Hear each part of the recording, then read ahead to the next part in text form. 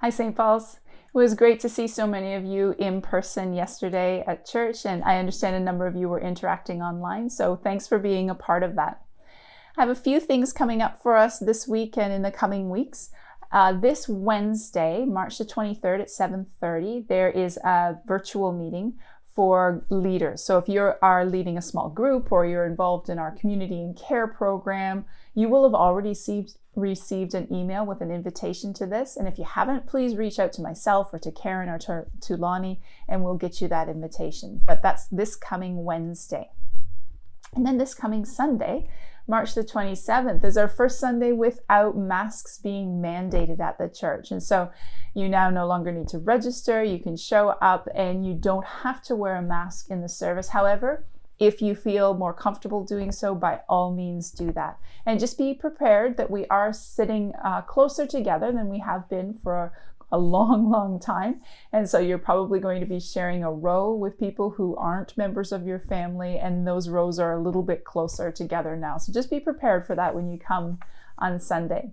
This coming Sunday, junior high, so grades 7 and 8, you are going to be able to gather in the fireside room with Brad and Mandy for that morning. And then senior high, so grades 9 through 12, you're going to be meeting with your volunteer leaders, probably starting in the gym, and then they'll move you to another area of the church. So that's this coming Sunday, March the 27th. Kids K to 6, your next programming is the following Sunday on April the 3rd. And so what we're going to see happen is it'll be junior high and high school one week in the church, and then kids K to 6 the next week in the church. And that's planned forward until the summer. Huge thanks to the volunteer leaders who are making these programs possible. We're really grateful. And thanks to those of you who have stepped forward to help out with our kids programming. Really appreciate that. We still do need about 10 more adults who can help with kids about 1 or 2 Sundays a month. And that will just enable us to have this programming go forward without burning out volunteers. We don't want to do that. And we also would love to see ourselves be able to offer this every week. So if that is something that you are able to help us out with, please reach out to Tammy, and she would be very glad to have a conversation with you about that. We are in Lent right now, and for this season of preparation for Easter, we are focusing on prayer as a church community. And so on Mondays, we're praying at home using scripture that's sent out earlier in the week to guide our prayers. On Wednesdays, you can sign up to join a virtual drop-in prayer session from 12 to 12:30. And so you just sign up online and you'll get a link for that. And then Thursdays, we're inviting people to walk a block, walk their neighborhoods with a friend or with your small group to pray for the people in your neighborhood.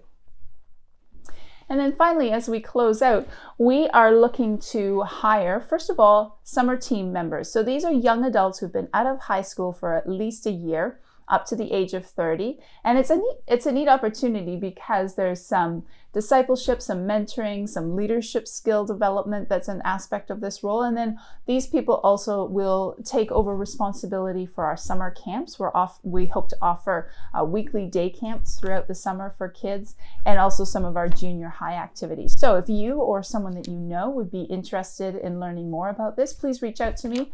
I'd be really happy to have a conversation with you about that.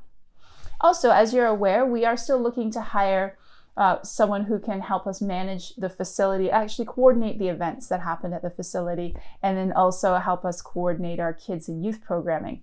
But in the meantime, so grateful, Duncan Hunter has stepped forward, and on an interim basis, he is going to help us look after the facility coordinating the various things that happen in the facility, especially as we're trying to reopen after 2 years of not having it see this much use.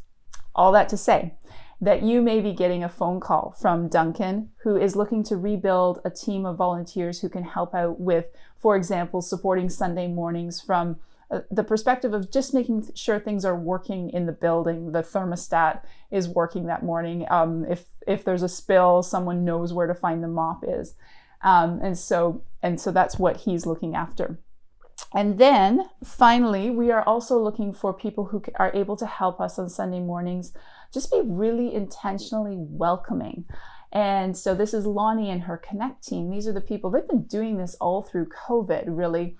They've been greeting you, helping you register, and then ushering you in the mornings. And although it's changing as we're coming out of COVID, there's not quite the same need for us to be as structured in this. We still want to be intentional. And so if you are someone who is able to come to the church a little bit earlier on a Sunday morning and just welcome people and help people find seats as they need to, then please reach out to Lonnie so that she can have a conversation with you about that. And I think that's it.